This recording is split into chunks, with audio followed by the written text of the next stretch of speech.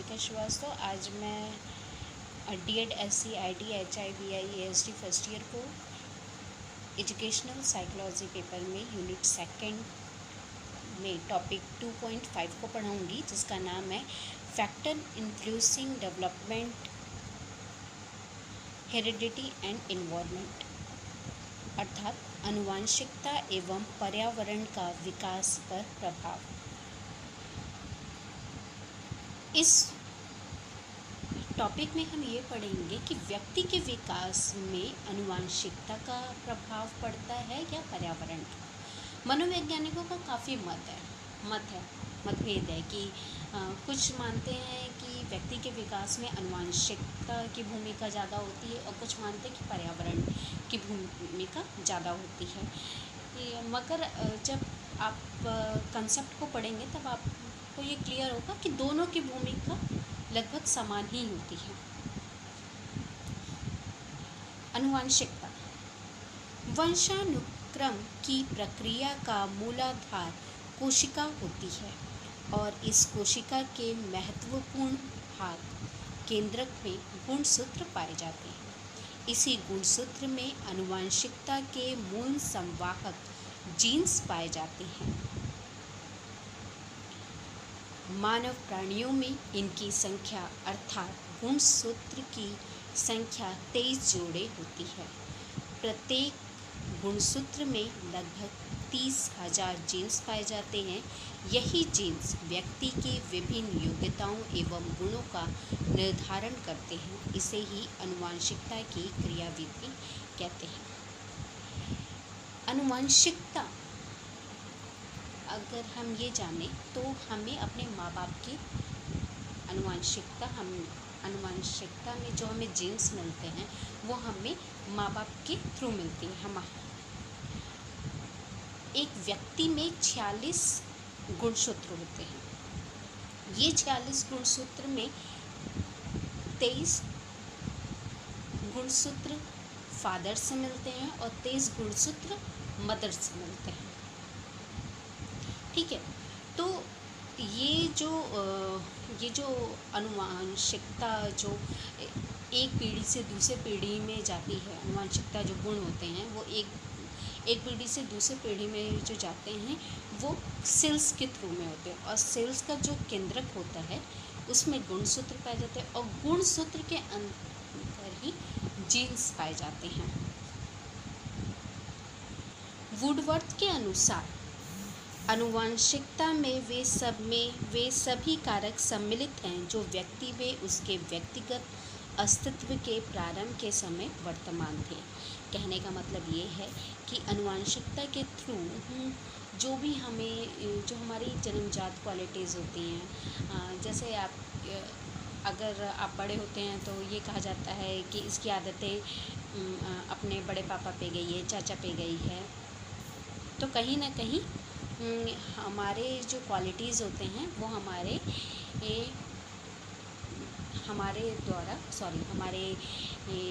माँ बाप के द्वारा जो पाए गए जीन्स के द्वारा हमें प्राप्त होते हैं। पीटरसन के अकॉर्डिंग कोई व्यक्ति अपने पूर्वजों की जिन विशेषताओं को अपने माता पिता के द्वारा प्राप्त करता है उसे आनुवंशिकता कहते हैं।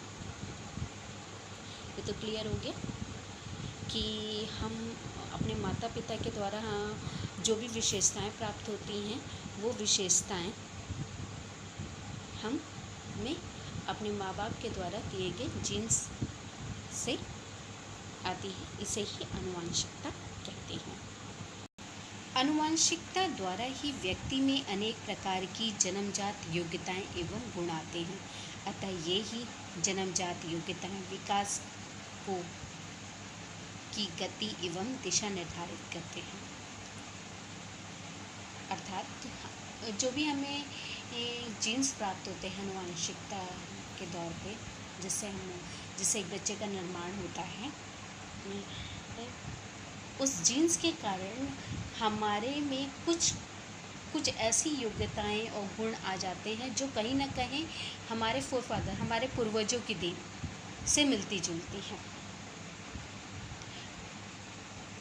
अतः व्यक्ति के विकास में उसकी आनुवंशिकता के द्वारा कुछ विशेषताएं निर्धारित हो जाती हैं। तो आनुवंशिकता का विकास पर क्या प्रभाव है, इसको हम पढ़ेंगे। गर्भाधान के समय निर्धारित योग्यताएं। गर्भाधान के समय ही संतान में निम्नलिखित विशेषताएं निश्चित हो जाती हैं। फर्स्ट है आनुवांशिक क्षमता। व्यक्ति का रंग, रूप, लिंग, आकार एवं योग्यता इत्यादि का निर्धारण गर्भाधान के समय ही होता है। बाद में इसमें कोई परिवर्तन संभव नहीं है। कहने का मतलब ये है, जो जीन्स, जो भी गुणसूत्र हमें एक बच्चे को अपने माँ बाप के द्वारा मिलते हैं, 23 गुणसूत्र अपने पापा से और 23 गुणसूत्र माता से, उसके आधार पे ही व्यक्ति का रंग, रूप, लिंग, आकार, कई योग्यताएं निर्धारित हो जाती हैं, जिसको आफ्टर बर्थ भी हम कोई चेंज नहीं कर सकता। सेकंड है लिंग। गर्भाधान के समय व्यक्ति की शारीरिक एवं मानसिक योग्यता के अतिरिक्त उसके लिंग का भी निर्धारण हो जाता है। लिंग का निर्धारण गुणसूत्रों के द्वारा होता है। निषेचन के द्वारा, निषेचन के बाद जो भी गुणसूत्र फादर और मदर से मिलते हैं, तो बच्चे का क्या लिंग होगा वो उसके फादर पर डिपेंड करता है। 22 गुणसूत्र वो अपने फादर से गेन करता है और 22 गुणसूत्र अपने मदर से जो गेन करता है वो सब भी इक्वल होते हैं। मगर जो 23वां है, जो 23वां गुणसूत्र है, यदि फादर का 23वां एक्स गुणसूत्र और मदर का 23वां वाई गुणसूत्र आपस में मिलते हैं, एक्स प्लस वाई होते हैं, तो बच्चे का लिंग मेल होता है। और यदि फादर का जो 23वां गुणसूत्र है एक्स और मदर का जो 23वां गुणसूत्र होगा वो भी एक्स होगा, तो उससे बच्चे का जो जेंडर होगा वो फीमेल होगा। अतः जो गर्भाधान के ही समय निषेचन के द्वारा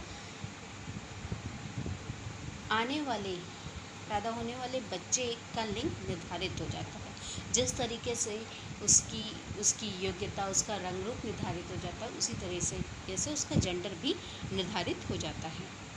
नेक्स्ट है संतानों की संख्या। गर्भाधान की अवधि में ही यह भी निश्चित हो जाता है कि गर्भाधान से कितने बच्चे पैदा होंगे। सामान्यतः मानव जाति में गर्भाधान के परिणाम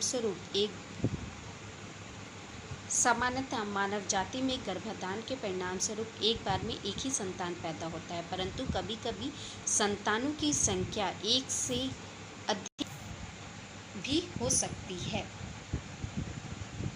कहने का मतलब ये होता है कि जो निषेचन के द्वारा जब फादर का शुक्राणु मदर के अंडाणु को प्रभावित करता है, शुक्राणु अंडाणु के निषेचन से एक जिगोट, जिसको हम बीज कहते हैं, अंडा कहते हैं, पैदा होता है। तो सामान्यतः तो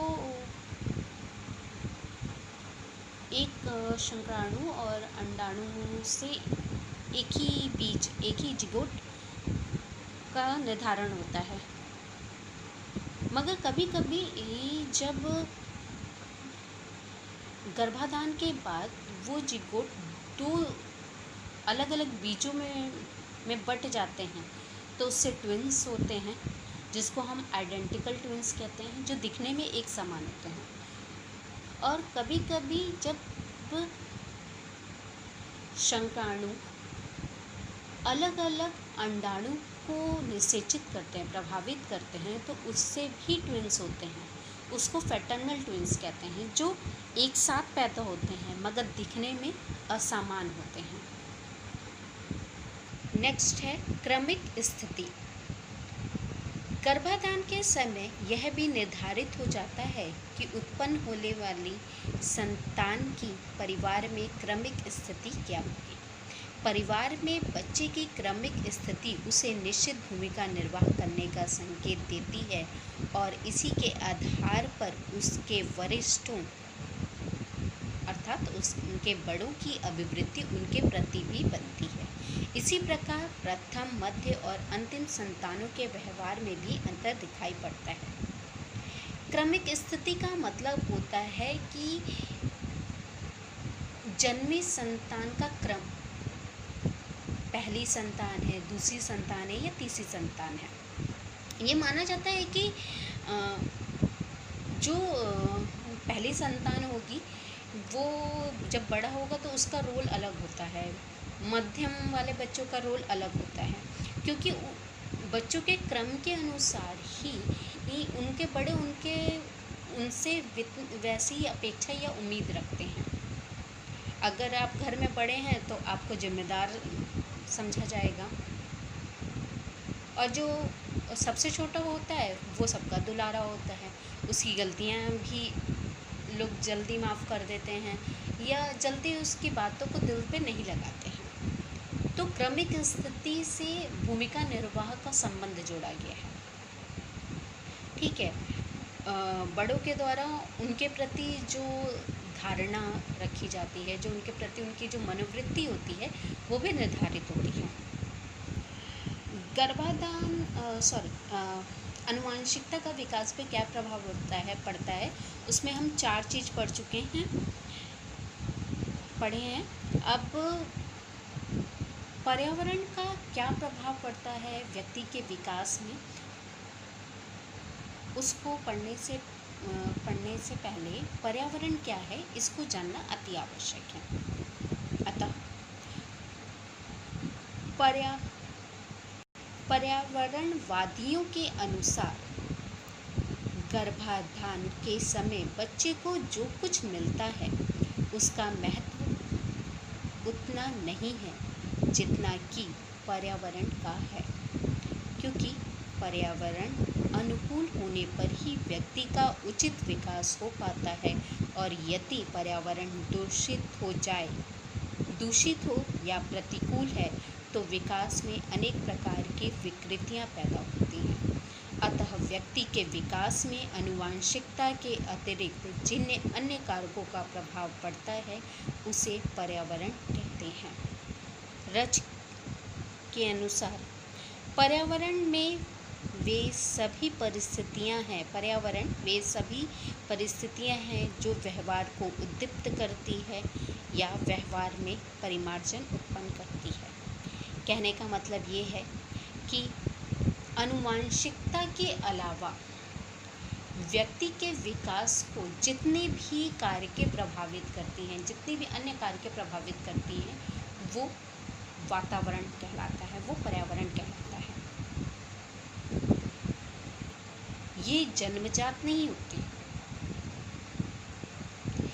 पर्यावरण से जो मिलने वाली हमारी योग्यताएं होती हैं वो अर्जित होती हैं, और आनुवांशिकता द्वारा जितनी भी विशेषताएं या योग्यताएं हमारे अंदर पाई जाती हैं वो जन्मजात होती है, उसको इंसान चेंज नहीं कर पाता।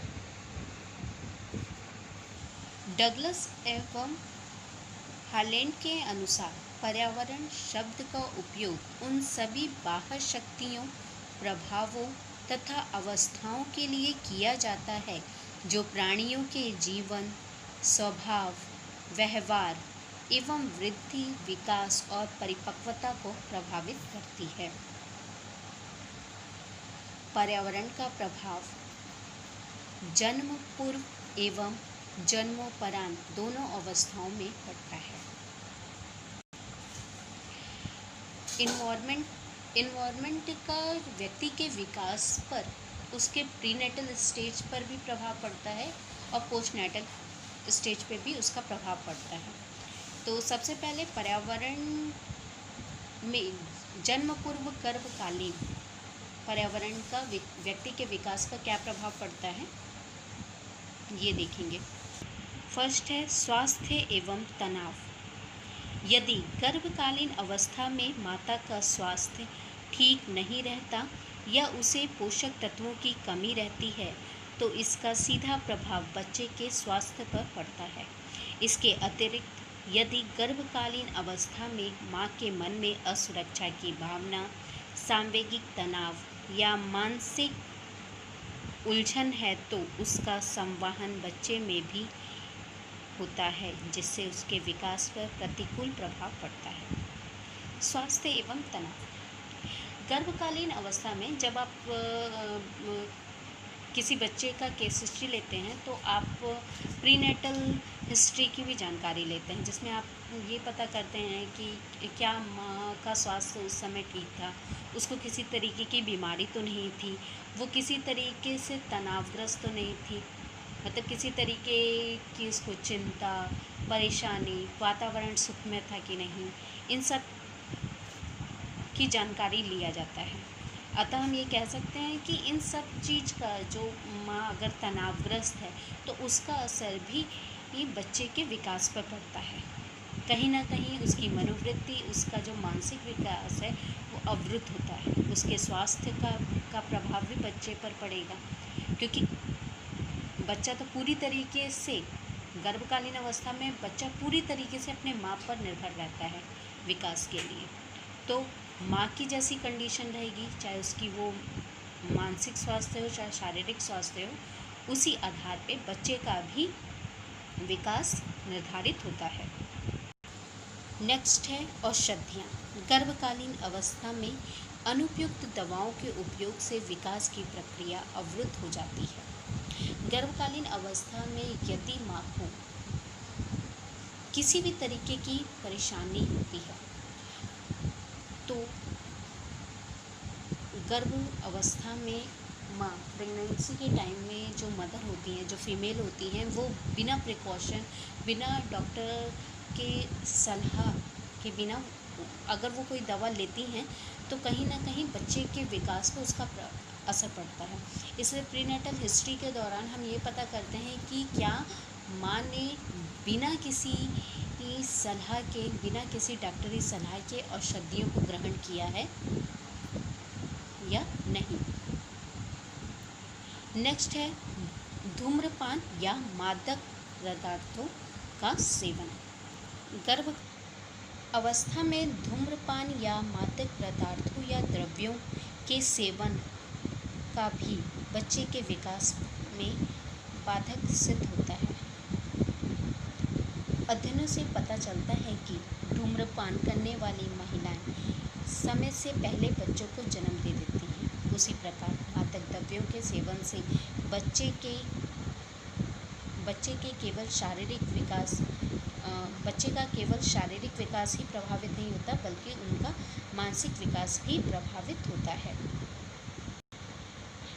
कहने का मतलब ये है कि यदि प्रेगनेंसी टाइम में कोई महिला, कोई माँ धूम्रपान, स्मोकिंग या ड्रिंकिंग या किसी भी तरीके के अन्य मादक पदार्थों को ग्रहण करती है या उसका सेवन करती है तो उसका असर उस अजन्मे बच्चे पर पड़ता है। उसके विकास कहीं ना कहीं बाधित हो सकता है, उसमें किसी प्रकार की विकृति हो सकती है, उसका मानसिक विकास संकुचित हो सकता है, अन्य कई तरीके के प्रभाव देखे जाते हैं।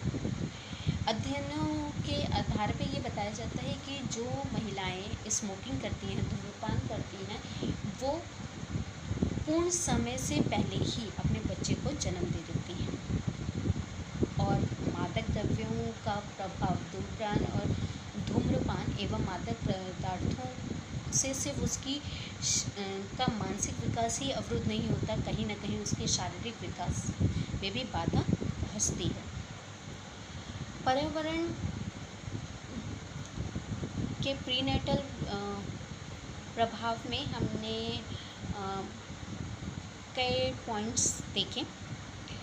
पर्यावरण का जन्मोपरांत उपयुक्त व्यक्ति के विकास पर क्या प्रभाव डालता है पर्यावरण? इसमें सबसे पहला है सामाजिक वंचन। सामाजिक वंचन का प्रभाव। सामाजिक वंचन का मतलब होता है वंचित कर देना, अलग करना, विरक्त कर देना किसी चीज़ से उसे। यदि शिशु को जन्मोपरांत मानव समाज से अलग कर दिया जाए या उन्हें मानवीय अधिगम से वंचित कर दिया जाए तो उनमें मानवीय गुणों का विकास नहीं हो पाता है। कहने का मतलब ये है कि यदि हम किसी बच्चे को उसके समाज, उसके परिवार या किसी भी ऐसी परिस्थिति से अलग कर दें, उसको विरक्त कर दें, उसको हटा दें, तो वो वहाँ के वातावरण के अनुसार चीज़ों को नहीं सीख पाएगा। फॉर एग्ज़ाम्पल, यदि हम किसी बच्चे को स्कूल ना भेजें, उसको कहीं आने जाने ना दें, तो उसका विकास अन्य बच्चों की अपेक्षा बाधित होगा। कहीं ना कहीं उनके विकास में इतनी सुगमता या सरलता नहीं देखेंगे। बहुत अच्छे से एग्जाम्पल से इसको हम समझ सकते हैं कि सिंपल सा एग्जाम्पल देते हैं। यहाँ पे मान लीजिए किसी माँ बाप के सिंगल बच्चे हैं, इकलौता बच्चा है, ठीक है, इकलौता बच्चा है तो उसको प्यार भरपूर मात्रा में मिलेगा। और यदि वो पेरेंट्स ये सोचते हों कि उनका बच्चा बाहर जाएगा तो बिगड़ जाएगा, वो सोसाइटी स्टैंडर्ड को देख करके आसपास में अपने बच्चे को नहीं भेजते हैं। अगर बच्चा न्यूक्लियर फैमिली में है तो वो किस तरीके से एक दूसरे के साथ शेयरिंग किया जाता है, कोऑपरेट कैसे किया जाता है, उसको आदत नहीं पड़ेगी जब तक वो बच्चा स्कूल के इन्वायरमेंट में नहीं जाता। जब तक वो उस इन्वायरमेंट में शेयरिंग, केयरिंग, सपोर्ट, कोऑपरेट के गुण को नहीं सीखता है, तब तक वो इस चीज़ से वंचित रहता है। नेक्स्ट है विशेष पर्यावरण का प्रभाव। व्यक्ति के व्यवहार पर विशेष पर्यावरण का भी प्रभाव पड़ता है। एक अध्ययन में केलॉग ने एक प्रयोग किया जिसमें वनमानुष के बच्चे एवं अपने बच्चे को नियंत्रित परिस्थितियों में एक साथ रखा। उन्होंने दोनों को समान भोजन, परवरिश एवं बिस्तर प्रदान किया गया। इस परिवर्तित परिवेश में वनमानुष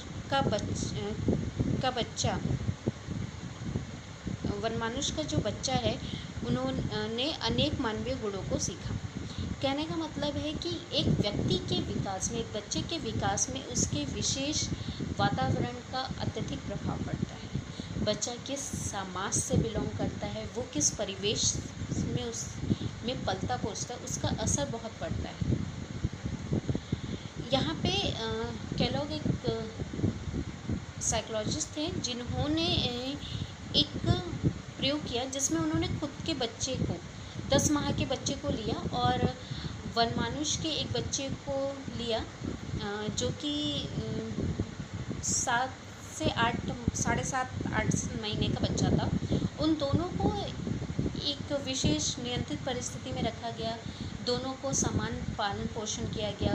मतलब जैसे एक दोनों का पालन पोषण समान था, उनको खाना एक तरीके का दिया जाता था, मतलब सारी सुविधाएं एक समान थी।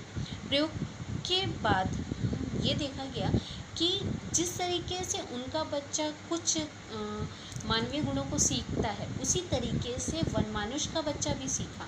परंतु यहाँ पे ये वनमानुष का जो बच्चा था अपनी सीमित मानसिक योग्यता के अनुसार वो पढ़ लिख नहीं पाया।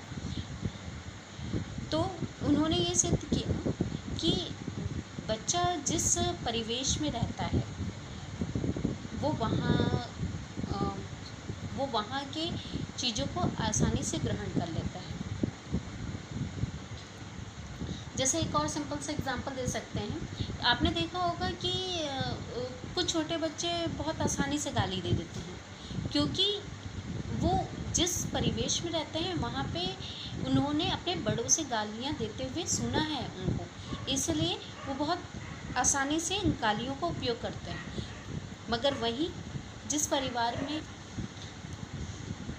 में या समाज में अगल बगल में उन्होंने गाली नहीं सुनी, तो उनके व्यवहार में वो एब्यूजिंग नेचर नहीं रहता। अतः विशेष पर्यावरण का प्रभाव भी व्यक्ति के विकास पर पड़ता है। नेक्स्ट है सामाजिक सांस्कृतिक कारकों का प्रभाव। बच्चे के विकास पर उसके सामाजिक व सांस्कृतिक परिवेश का बहुत गहन प्रभाव पड़ता है। जैसे गांव के बच्चों की अपेक्षा शहर के बच्चे निर्भीक व वाचाल होते हैं। कहने का मतलब ये है कि एक व्यक्ति के विकास पर वो किस परिवेश से बिलोंग करता है सिर्फ उसका असर नहीं पड़ता, वो उसका समाज कैसा है, उसकी संस्कृति कैसी है, इन सब का भी विशेष रूप से प्रभाव पड़ता है। जैसे सिंपल सा एग्जांपल है कि गांव के जो बच्चे होते हैं वो शहर के बच्चों के तुलना में संकोची होते हैं। उनका जो स्वभाव होता है थोड़ा सा शर्मीला और संकोची होता है, जबकि शहर के बच्चों में निर्भीकता देखी जाती है, बातूनीपन देखा जाता है। कहने का मतलब ये है कि हमारे जैसे कल्चर होते हैं, हमारी जैसी संस्कृति होती है उसका असर हमारे विकास पर पड़ता है। हमारे संस्कार कैसे होते हैं उसी के आधार पे हम निर्भीक हो सकते हैं, हम संकोची हो सकते हैं, इन सब का असर हमारे पे पड़ता है। अगर एक सिंपल सा एग्जांपल है कि यदि किसी मान लीजिए दो पेरेंट्स हैं, वो एक पेरेंट्स अपने बच्चे को बाहरी दुनिया से अपनी असुरक्षा के कारण बाहरी दुनिया से छुपा करके रखता है, और दूसरा जो पेरेंट्स है वो अपने बच्चे को दूसरों के सामने भी बोलना सिखाता है, तो उन दोनों का जो विकास होगा वो एकदम अलग होगा। कुछ बच्चे होते हैं जो अपने सामाजिक स्तर के अनुसार पले होते हैं, उनका व्यवहार भी उन्हीं के अनुसार हो जाता है। कुछ का ये होता है कि वो विनम्र होते हैं, क्योंकि उनके परिवार का जो संस्कार होता है उन्हें विनम्रता सिखाता है। व्यवहारवादियों में मुख्य रूप से वॉटसन मानते हैं कि व्यक्ति की आनुवंशिकता चाहे जैसी भी हो, उसका व्यक्तित्व वैसा ही होगा जैसे पर्यावरण में उसका पालन पोषण किया गया है।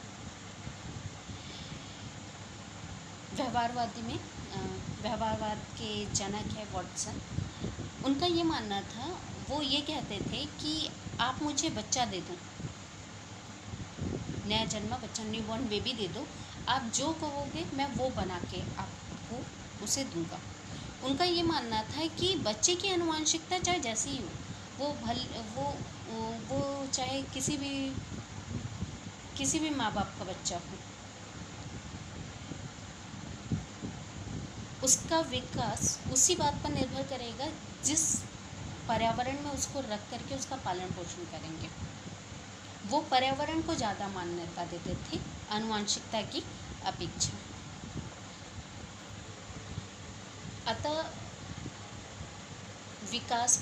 बच्चे के विकास पर जितना प्रभाव आनुवंशिकता का पड़ता है उतना ही प्रभाव पर्यावरण का पड़ता है, क्योंकि हम ना तो आनुवंशिकता को नकार सकते हैं और ना ही पर्यावरण को। इसलिए किसी भी बच्चे के विकास पर हम दोनों के प्रभावों की जानकारी लेते हैं,